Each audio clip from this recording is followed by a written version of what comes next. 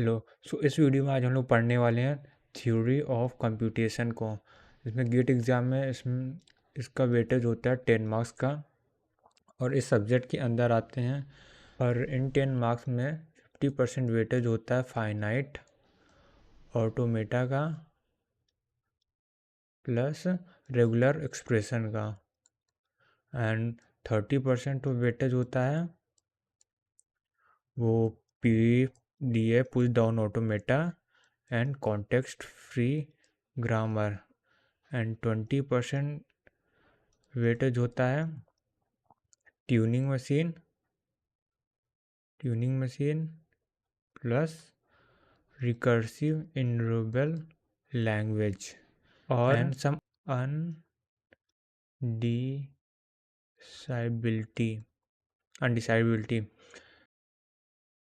तो शुरू करते हैं। सबसे पहले हम कुछ टर्मिनोलॉजी पढ़ लेते हैं।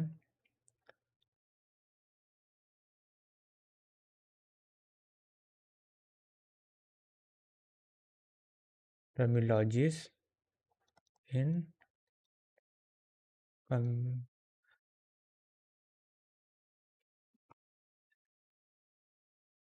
ये टर्मिनोलॉजीज जो है जो हम लोग को फ्यूचर में काम आने वाली है। सबसे पहले होता है alphabet.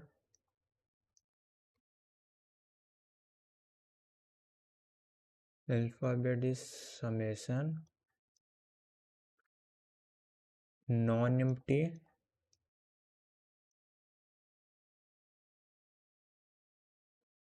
And finite set of symbols.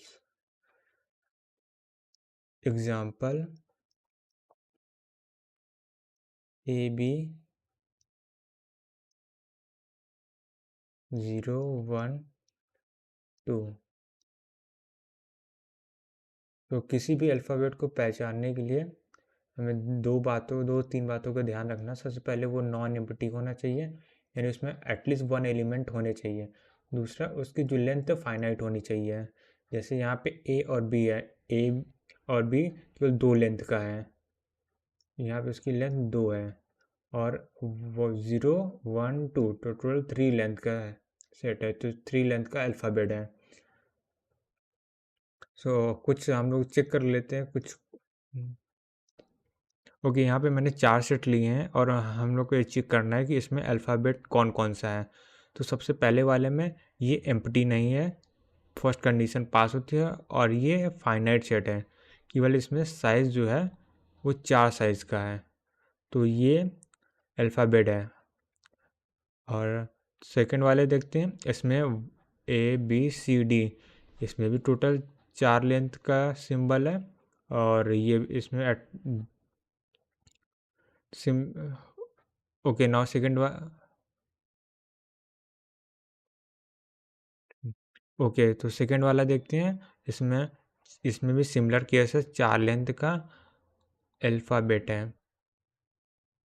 ना थर्ड वाला देखते हैं। थर्ड वाला में फर्स्ट और नॉन एम्प्टी, यस ये नॉन एम्प्टी है बिल्कुल। और फाइनाइट सेट, फाइनाइट तो ये नहीं है, तो ये नहीं है।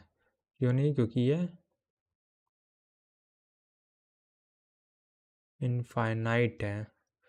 थर्ड वाला 0 1 ए बी नॉन एम्प्टी है, फाइनाइट है, तो ये होगा।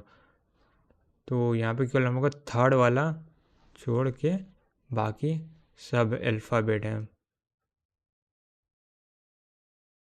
So now next term is string. So string क्या है? Finite set, और नहीं, ये string क्या होता है? set नहीं होता है, सीक्वेंस होता है। Finite sequence of symbol over the given alphabet, over the given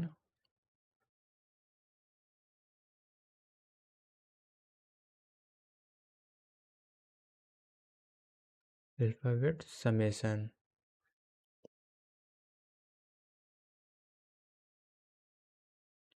तो स्ट्रिंग जो होता है वो अल्फ़ाबेट का ही यूज़ करके एक सीक्वेंस जनरेट किया जाता है। Example, let's say alphabet is A, B, then string क्या है यहाँ पे? स्ट्रिंग हो सकता है A A, A B, A B और बी बी ए, कुछ भी हो सकता है। ये फर्स्ट एग्जांपल था।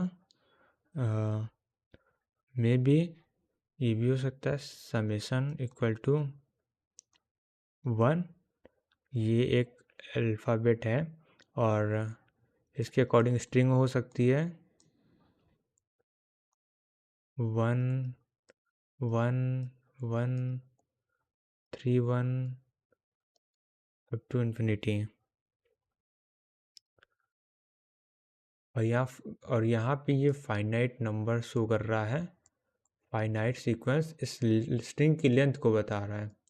जैसे यहाँ पे 2 लेंथ की स्ट्रिंग है, ये भी 2 लेंथ की है, ये 3 लेंथ की स्ट्रिंग है, ये 3 लेंथ की है, इधर ये 3 लेंथ की स्ट्रिंग है, ये 2 लेंथ की स्ट्रिंग है, ये 1 लेंथ की स्ट्रिंग है। तो जो लेंथ होगी वो फाइनाइट होगी और जितने भी सिंबल होंगे वो अल्फ़ाबेट में से ही होंगे। अगर हम लोग इस केस को देखते हैं यहाँ पे sigma equal to A B, और अगर हम लोग स्ट्रिंग लेते हैं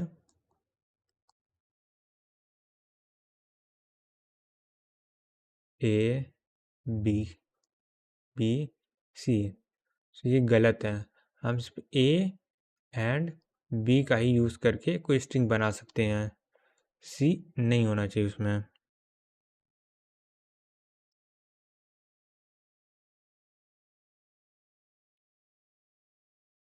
और एक लास्ट इम्पॉर्टेंट थिंग इज, ये इम्पोर्टेंट है, string can be size 0, it means null. अगर हम लोग कोई भी अल्फ़ाबेट नहीं लेते हैं तो वो नल स्ट्रिंग जनरेट करता है। तो ये एक इम्पॉर्टेंट बात है।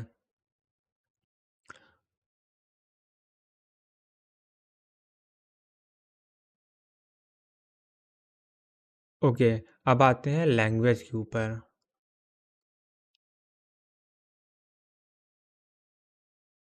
लैंग्वेज, अब लैंग्वेज किससे जनरेट होता है? लैंग्वेज जनरेट होता है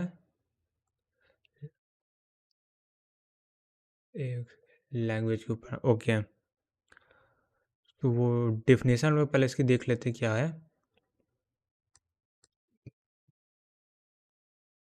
any set of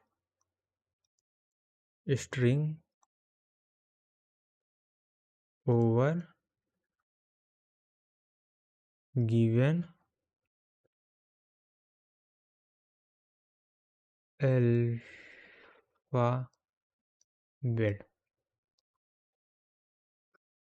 it means language क्या है? कलेक्शन ऑफ स्ट्रिंग है। लैंग्वेज क्या है? कलेक्शन ऑफ स्ट्रिंग है।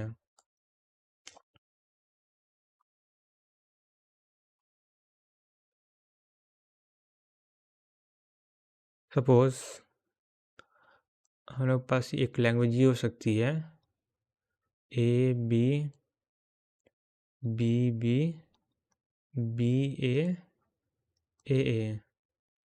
अगर ये लैंग्वेज है तो इसके लिए स्ट्रिंग क्या क्या होगी? इसमें हम लोग स्ट्रिंग की बात करें,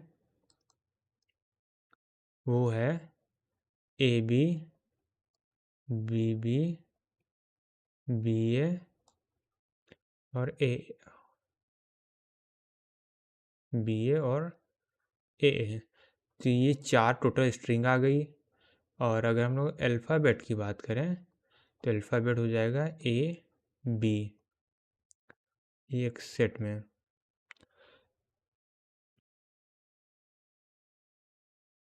तो यहाँ पे हम लोग को मेन देखना एनी सेट हो सकता है, ये इनफाइनाइट भी हो सकता है, इनफाइनाइट इसमें अलाउ है।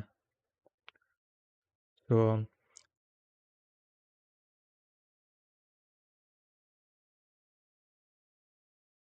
ओके, तो यहाँ पे हमने कुछ स्ट्रिंग्स ले ली है, ओ सॉरी, ओके, यहाँ पे हमने कुछ लैंग्वेज ली है और हम लोग को यहाँ चेक करना है कि इसमें से कौन सी लैंग्वेज फाइनाइट है, कौन इनफाइनाइट है, कौन सी एम्प्टी है। सो पहले वाले चेक करते हैं, 1 1 A 1 A, तो सीधा सीधा इनफाइनाइट लैंग्वेज है, क्योंकि infinite number of string of एबो 3 टाइम्स या फिर 4 टाइम्स या फिर 5 टाइम्स है। So infinite number of language, so infinite language है।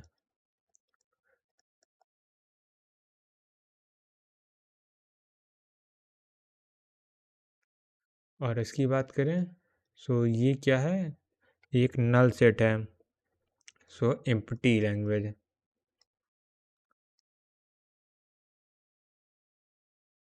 लैंग्वेज। और ये एम्प्टी लैंग्वेज नहीं है, क्योंकि यहाँ पे एप्सिलेंट एक एलिमेंट है, एलिमेंट है।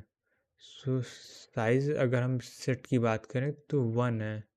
सो ये क्या है, फाइनाइट है, फाइनाइट लैंग्वेज।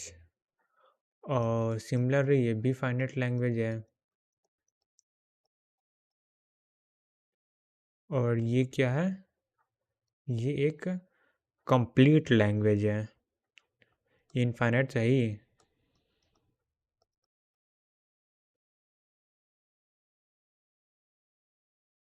और we can say complete language,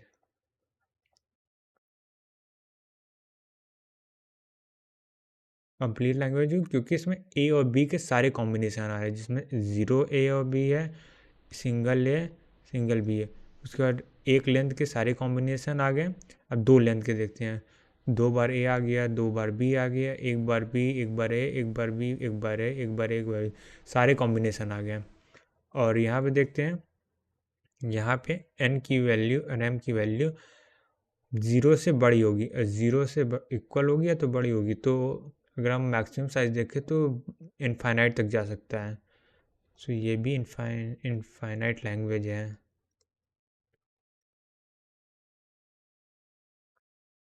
और ये क्या, इसमें एन की जो वैल्यू है 1 से लेकर 10 तक की होगी। सो ये फाइनाइट है।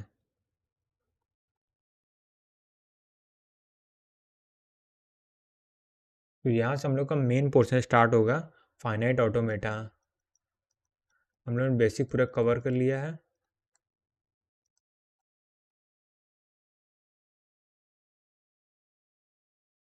तो फाइनाइट ऑटोमेटा क्या होता है, फाइनाइट ऑटोमेटा, फाइनाइट ऑटोमेटा में क्या होता है, फाइनाइट नंबर ऑफ स्टेट होते हैं, number of state and transition.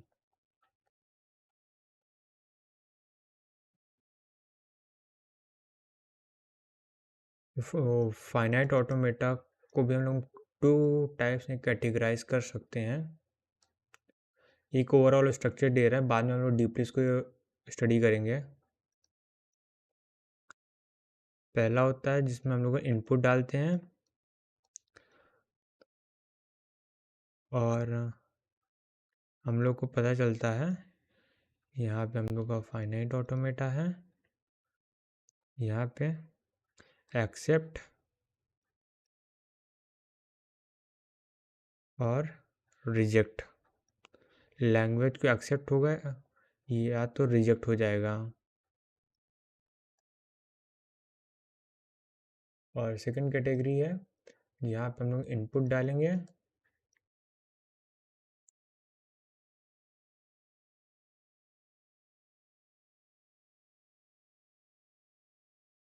और यहाँ पे हम लोग कुछ आउटपुट मिलेगा।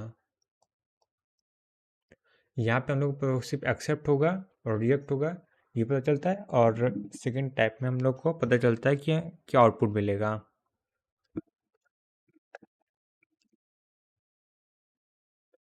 अब फाइनाइट ऑटोमेटा इस कैटेगरी के अंदर आता है DFA, NFA,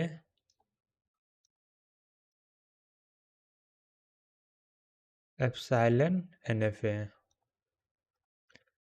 इसमें से DFA इम्पोर्टेंट है और इस कैटेगरी में आता है मिले मशीन और मूर मशीन। मिले मशीन और मूर मशीन।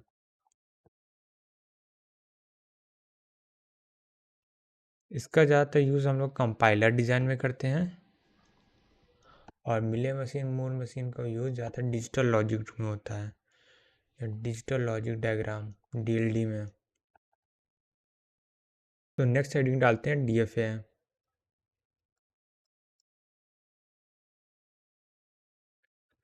तो फॉर्मल डेफिनेशन पढ़ने से पहले हम लोग बेसिक अंडरस्टैंडिंग कर लेते हैं DFA क्या होता है। तो DFA में कुछ पॉइंट रिमेंबर करने की ज़रूरत है कि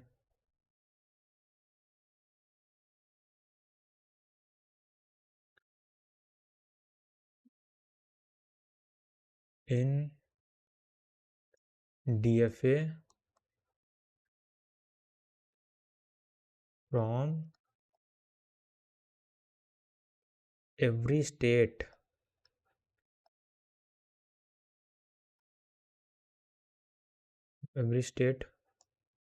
on every input exactly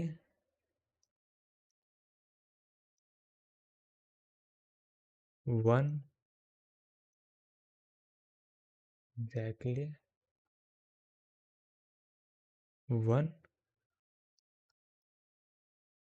transaction या transition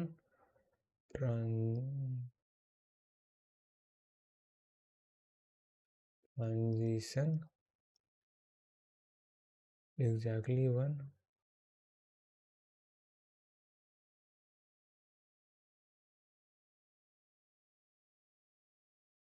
transition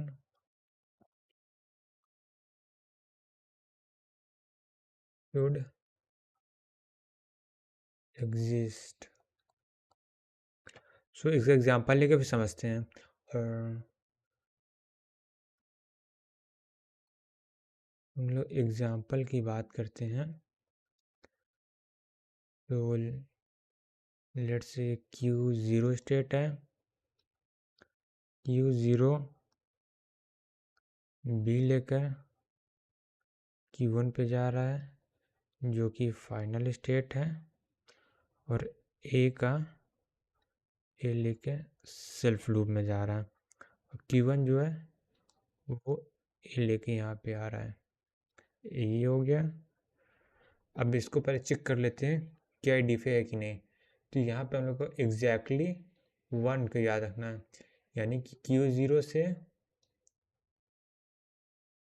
से A लेकर भी कहीं जाना चाहिए और Q0 से B लेकर भी कहीं जाना चाहिए। सिमिलरली Q1 से A लेके कहीं जाना चाहिए, Q1 से B लेके भी किसी न किसी स्टेट पे जाना चाहिए। अब यहाँ पे हम लोग चेक करते हैं Q0 से A लेके Q0 में जा रहा है तो ये वाली कंडीशन फुलफिल है। सेकंड Q0 से B लेके Q1 पे जा रहा है, सेकंड कंडीशन फुलफिल है। अगेन Q1 से A लेके Q0 पे जा रहा है, ये भी फुलफिल है। Q1 से B लेके कहीं नहीं जा रहा, ये नहीं है। सो this not DFA, क्योंकि Q1 से B का कोई ट्रांजिशन नहीं है। तो अगला क्वेश्चन देखते हैं। यार Q0 B Q1 is a final state. Here self loop of A, self loop of B, and there is another transition B, or here self loop of A. Let's check again. तो क्या होना चाहिए? Q0 से A का transition होना चाहिए, Q0 से B का होना चाहिए, Q1 से A का होना चाहिए और B का होना चाहिए। सो चेक करते हैं। यार Q0 से A लेके कहीं जा रहा है, Q0 से A लेके Q0 में जा रहा है, ये बिल्कुल सही है। Q0 से B लेके कहीं जा रहा है, Q0 से B लेके Q1 पे जा रही है, ये भी सही है। अब Q1 देखते, Q1 से A लेके Q1 पे जा रहा है, सो ये भी बिल्कुल सही है। अब चेक करते Q0 Q1 से B लेके कहाँ जा रहा है, Q1 पे भी जा रहा है और Q2 पे भी जा रहा है। तो यहाँ पे Q0 पे भी जा रहा है, Q1 पे भी जा रहा है, बट डेफिनेशन के अकॉर्डिंग एग्जैक्टली 1 होना चाहिए, ना कि 1 से ज़्यादा ना कि कम। सो ये वाला ट्रांजिशन फिर से फेल हो गया, सो ये भी DFA नहीं है, नॉट DFA।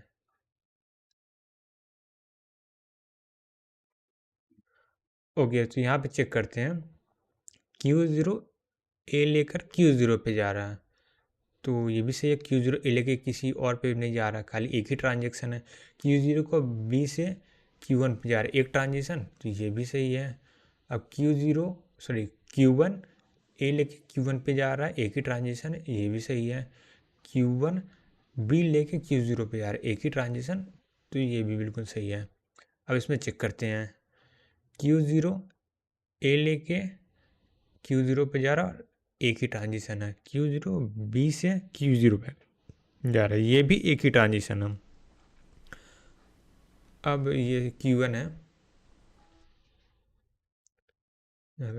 तो यहाँ पे Q1 A लेके Q1 पे जा रहा है, ये भी सही है। Q1 B लेके Q1 पे ही जा रहा है, ये भी सही है। सो ये भी क्या है, DFA है, ये भी क्या है, DFA है।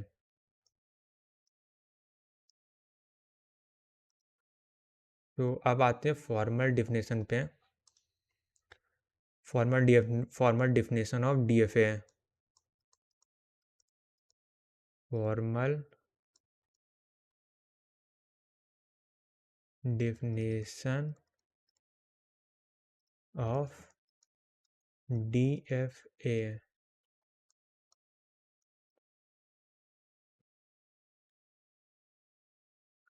तो DFA equal to Q sigma Q0 F and delta. These are 6 tuples, sorry, these are 5 tuples.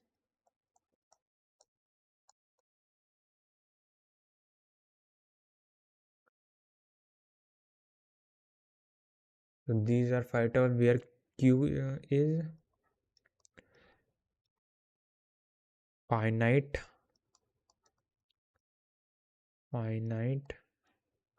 set of state,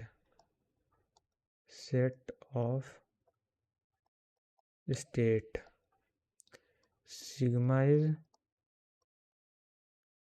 input symbols, Q0 is initial state. F is set of final state,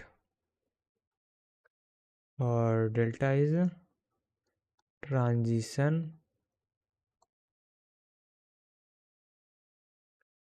function. और delta क्या होता है? Delta होता है Q cross sigma derived Q। सो ये formal definition है, तो हम लोग इसके बारे में समझ लेते हैं। तो finite set of state, like यहाँ पे जैसे कि यहाँ पे केवल दो स्टेट हैं, तो ये क्या है? Q है। क्या है? सेट है Q0 Q1, ये सेट हो गया। अब नेक्स्ट क्या है? Input symbol. तो यहाँ पे इनपुट सिंबल की हम लोग बात करें तो वो क्या है? A B है। Next Q0, Q0 initial state, और इनिशियल स्टेट ओनली वन होता है, ओनली वन। जैसे कि यहाँ पे इनिशियल स्टेट क्या है? Q0 क्या है? Q0 ही है। Q0 क्या है? इनिशियल स्टेट है, इनिशियल स्टेट। और इनिशियल स्टेट के पीछे ये वाला सिंबल लगाते हैं यहाँ पे। और अगला क्या है? Finite number of, sorry, F क्या है? Set of final state. और फाइनल स्टेट क्या हो सकता है? Any number of, any number of state. It means zero number state, one भी हो सकता है, टू भी हो सकता है, dot dot size of Q तक हो सकता है। क्योंकि क्यू क्या है? टोटल नंबर ऑफ स्टेट हैं। तो सारे भी फाइनल स्टेट हो सकते हैं और एक भी फाइनल स्टेट नहीं, ये भी हो सकता है। और ट्रांजिशन फंक्शन होता है Q cross sigma derived Q. Okay, example देख लेते हैं। ये एक Q0 है,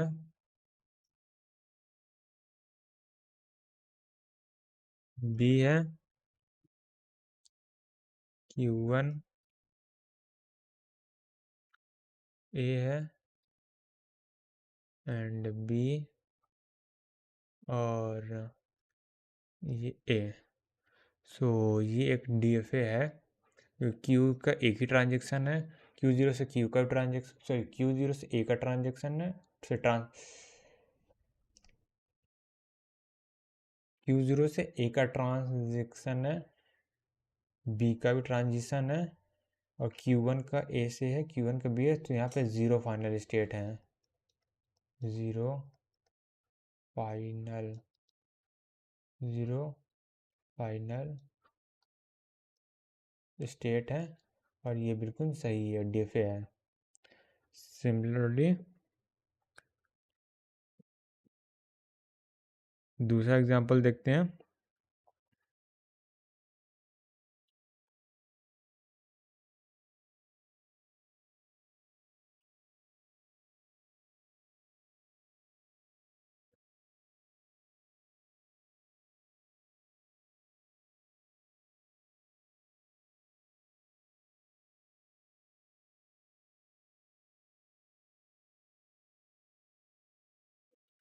यहाँ पे क्या है? इसमें Q0 का A से ट्रांजिशन है, B से भी ट्रांजिशन है, और Q1 का B से भी और A से भी है। सो यहाँ पे वन फाइनल स्टेट है, और ये एक DFA है।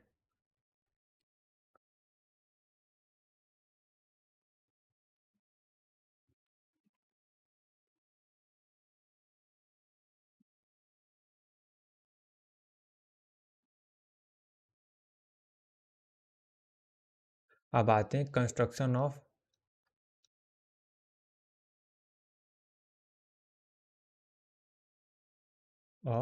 डीएफए। और डीएफए इसमें क्या होगा, हम लोग को लैंग्वेज दी गई होगी, उससे डीएफए बनाना होगा। तो सबसे पहले कुछ रूल्स हम लोग देख लेते हैं किसका किसका डीएफए बनेगा। डीएफए बनाने से पहले हमको चेक करना है,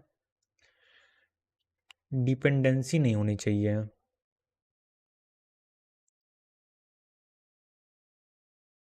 डिपेंडेंसी नहीं होनी चाहिए, ये हम लोग को चेक करना है। बिना डिपेंडेंसी के डिपेंडेंसी वाले का डीएफए नहीं बनता है। सो पहला एग्जांपल देख लेते हैं। Let's say L1 equal to A की पावर n बी की पावर n और n is greater than or equal to 1।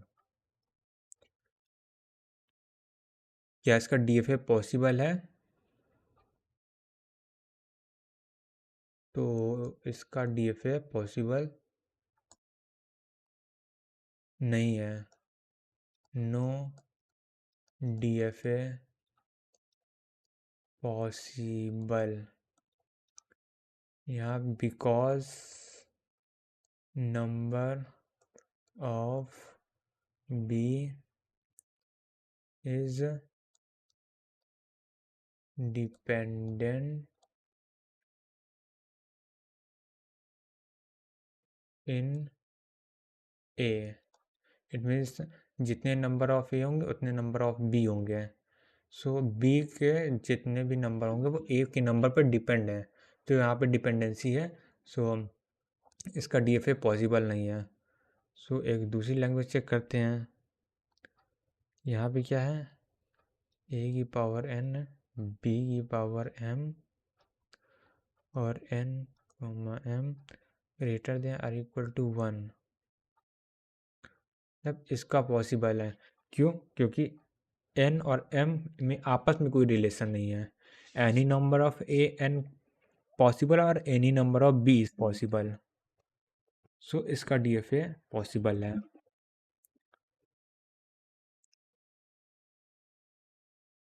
Non lecture sorry non language 3। Language 3 A power n B power m and n is less than or equal to m। तो यहाँ पे dependency है, क्योंकि यहाँ पे b जो होगा वो n से ग्रेटर ही होगा। सो b के नंबर फिर भी a पे डिपेंडेंट है, इसका फिर पॉसिबल नहीं है। लैंग्वेज 4 चेक कर लेते हैं। a की पावर n b की power n and n is greater than or equal to 10। ये सिमिलर केस हो गया, तो इसका भी पॉसिबल नहीं है। एंड एक लास्ट चेक कर लेते हैं। ए की पावर n बी की power m and let's say there is C n plus m और n m greater than or equal to 1। So यहाँ पे n और ये ओके है, ये ओके, बट जो c होगा वो नंबर ऑफ ए या नंबर ऑफ दोनों पे डिपेंडेंट है, तो यहाँ से गड़बड़ हो जाएगा, तो ये भी डीएफए नहीं है। तो कुछ क्वेश्चन लेते हैं। तो पहला क्वेश्चन है, construct DFA of let's say L equal to A की पावर n बी की power m n m is greater than or equal to 1।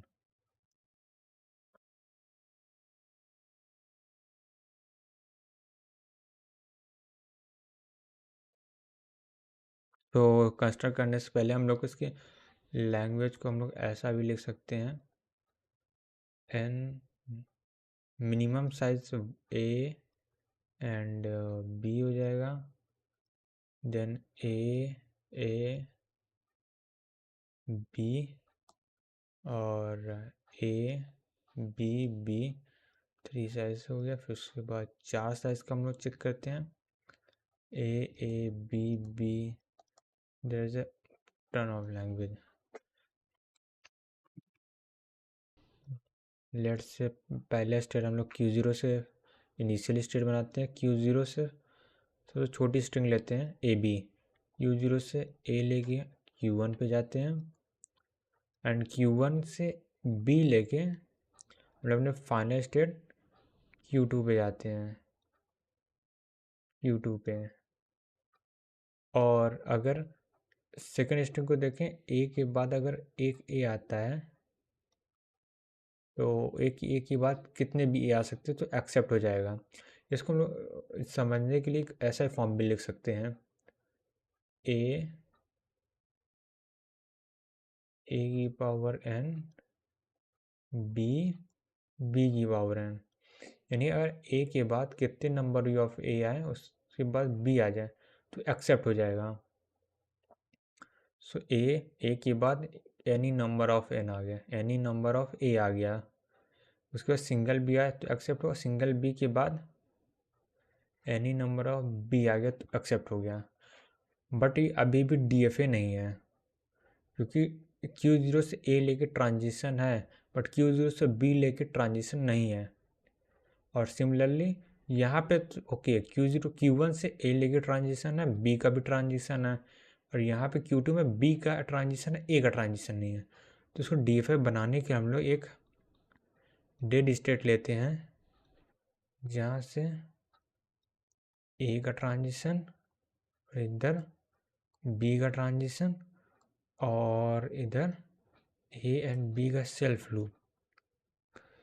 तो ये हमारा DFA कंप्लीट होता है। और इसमें स्टेट कितनी हो गए? स्टेट हो जाएगा 4 स्टेट लगा DFA बनाने का। तो नेक्स्ट क्वेश्चन लेते हैं। L equal to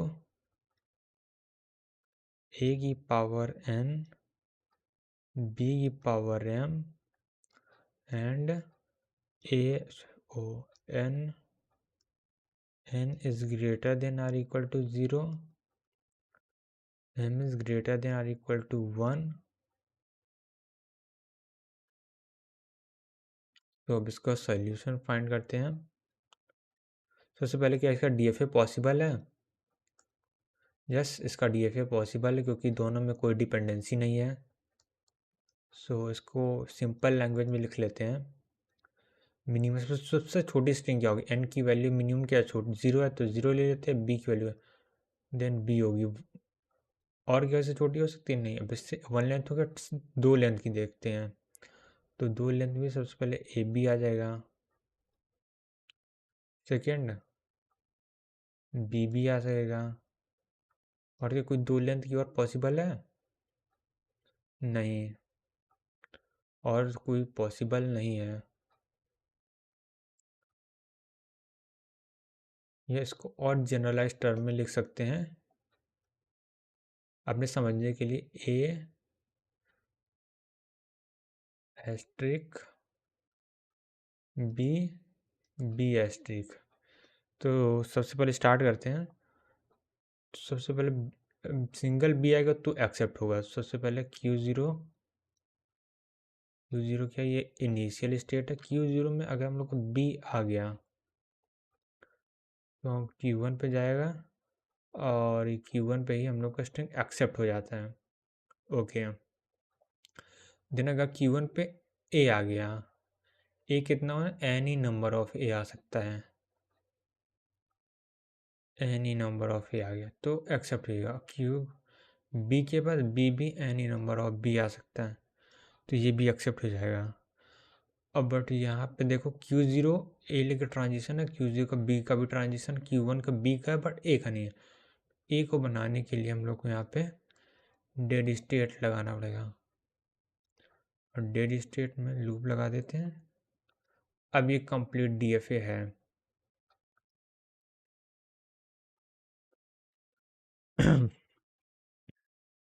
next question देखते हैं। ए की पावर n, बी की power m, n is greater than or equal to 1, m is greater than or equal to 0। इस बार अपोजिट है, सो हम लोग इसको ऐसे भी लिख सकते हैं। मिनिमम स्ट्रिंग क्या होगी, ए हो जाएगा 1 लेंथ का, और 2 लेंथ की कितनी स्ट्रिंग हो जाएगी, 2 लेंथ की 1 1 ए बी, बस 2 लेंथ कितनी, या तो इसको ऐसे भी कर सकते हैं, ए एस्ट्रिक इंटू बी एस्ट्रिक। तो सबसे छोटी स्ट्रिंग कितनी होगी, ए है, तो Q0 का ए के साथ Q1 पे जाता है और Q1 पे फाइनल हो जाएगा। ए के बाद कितने भी ए हैं,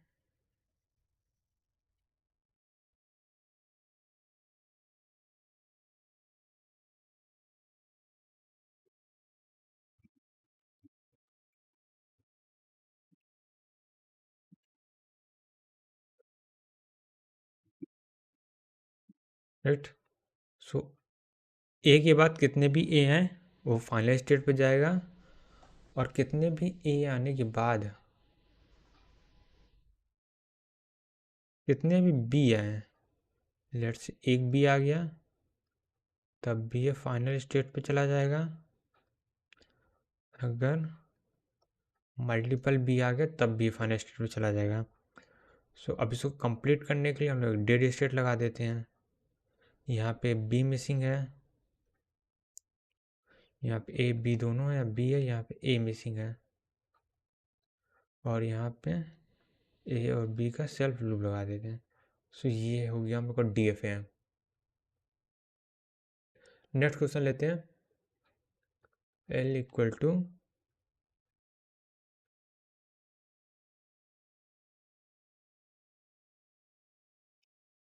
a power 2n, n is greater than or equal to 1। तो अगर इसको सिंप्लीफाइड लैंग्वेज में लिखें, ए पावर 2, ए पावर 4, ए पावर 6 नीचे तक। सो सबसे छोटी स्ट्रिंग इसमें देते हैं, इसमें सबसे पहले Q0 है, Q0 से ए लेके Q1 पे जाएगा, Q1 से ए लेके Q2 पे जाएगा, वेट है, ए लेके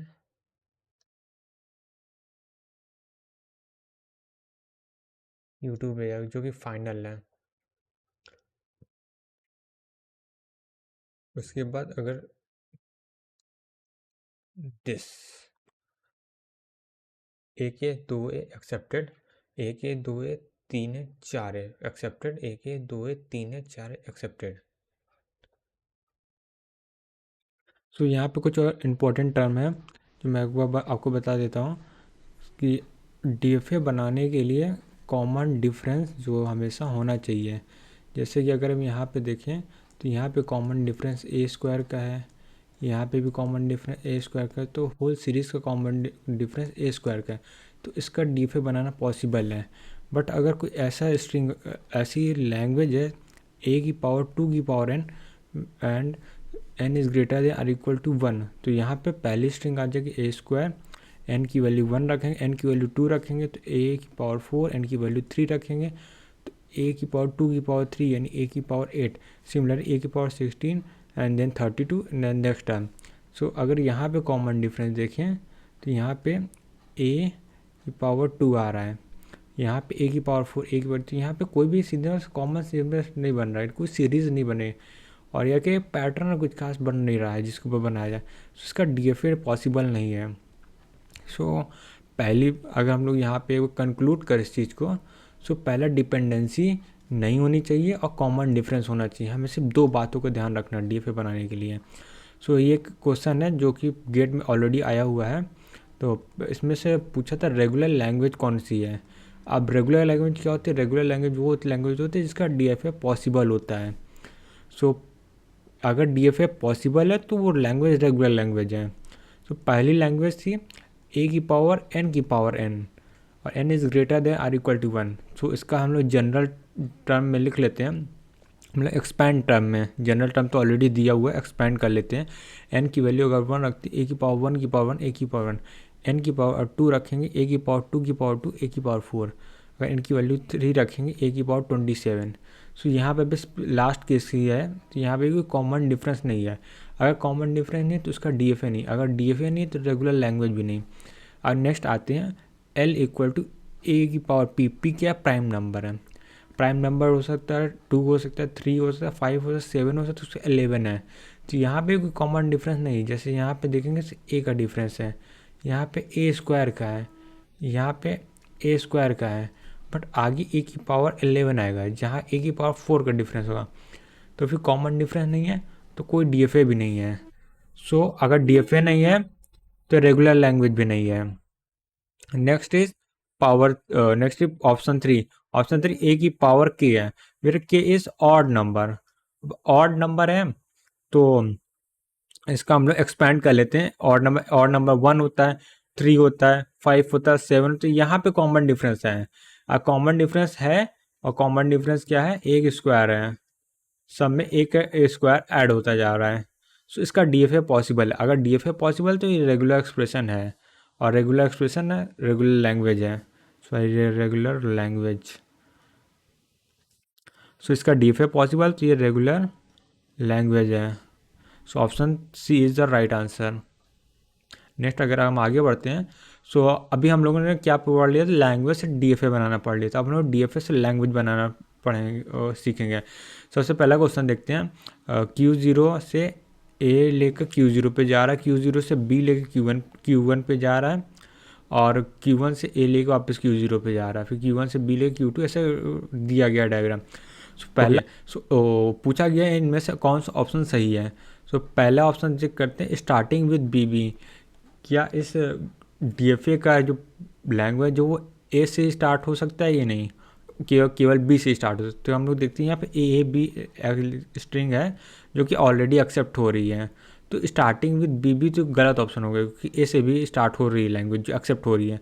एंडिंग विद BB, तो यानी कि क्या B और B डबल B है तभी एंड हो सकता है, B के बाद A है तो एंड नहीं हो सकता। बट यहाँ पे हम लोग देख सकते हैं, यहाँ पे लास्ट में अगर A भी आ जाए तो भी एक्सेप्ट होगा, जैसे कि ये स्ट्रिंग है, ये भी एक्सेप्ट हो रही है तो ये भी नहीं हुआ।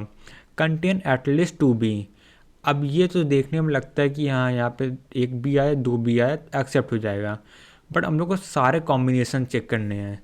जैसे कि मैंने एटलीस्ट 2B के सबसे छोटे कॉम्बिनेशन बनाए हैं। सबसे पहले A B B, और इसके पहले एक आप B भी ऐड कर सकते हैं इसमें चेक करने के लिए। तो अगर BB को चेक करो तो एक्सेप्ट हो रहा है। फिर अगर 2 साइज़ का, तब 3 साइज़ का चेक करते A B B ये भी एक्सेप्ट हो रहा है। B A B ये एक्सेप्ट नहीं हो रहा है। अगर एक भी एक्सेप्ट नहीं हो रहा तो मतलब कि वो ऑप्शन गलत है, क्योंकि कंटेन एटलीस्ट 2B, यानी एटलीस्ट 2B के सारे ऑप्शन सही होने चाहिए। अगर एक भी गलत तो गलत है, यानी option D is the right answer. Next question देखते हैं। अब यहाँ पे इस क्वेश्चन में क्या है, सेम ही चीज़ पूछा हुआ है, डायग्राम दिया हुआ है और कुछ ऑप्शन दिए हुआ, पूछा इनमें से कौन सा ऑप्शन सही है। तो पहला स्टार्टिंग विद 0 0, तो क्या 1 से भी यहाँ देखो स्टार्ट हो सकता है, 1 से स्टार्ट होगा 0 0 0 ये स्ट्रिंग आएगी तो ये भी गलत है। अब सिमिलरली यहाँ पे सब स्ट्रिंग विद 0 0, यानी सारी स्ट्रिंग जिसमें सब स्ट्रिंग 0 0 है वो सारी एक्सेप्ट होनी चाहिए। तो यहाँ पे मैंने कुछ स्ट्रिंग लिख ली है जिसको हम लोग चेक कर लेंगे कि अगर सारी एक्सेप्ट हो रही है तो ये ऑप्शन सही होगा।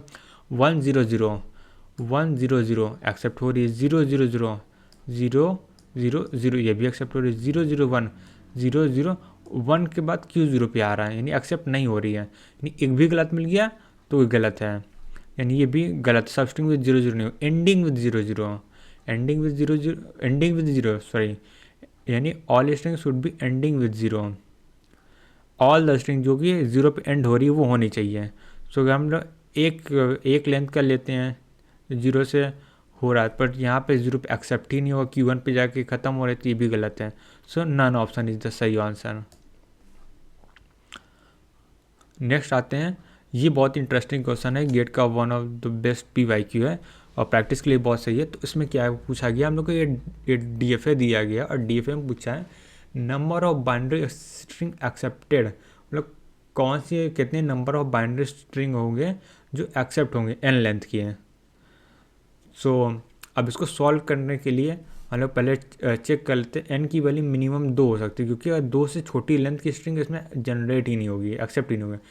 क्योंकि अगर हम लोग Q1 जो है इसका स्टार्टिंग पॉइंट, पहला स्टेट जो है स्टार्टिंग पॉइंट है, सो एटलीस्ट हम लोग को यहाँ पे 2 बार 1 लाना पड़ेगा तब जाके एक्सेप्ट होगी। तो n=2 अगर चेक करते हैं तो केवल एक स्ट्रिंग मिल रही है 1 1, n=3, 3 साइज़ की कौन सी स्ट्रिंग मिल रही है, 1 1 0 हो सकता है, 1 1 1 हो सकता है, तो टोटल 2 स्ट्रिंग मिल रही है। n=4 चेक करते हैं तो 1 1 तो कांस्टेंट है, उसके बाद 0 भी हो सकता है 1 भी हो सकता है, 0 0 1 0 एक सारे कॉम्बिनेशन। तो टोटल यहाँ पे 2 वेज है पुट करने का, यहाँ भी 2 वेज है, टोटल 4 तरीके हो गए। अब n=5 लेते हैं, सिमिलर केस है 1 1 इधर 2 इधर 2 इधर 2, यानी कि टोटल हम लोग का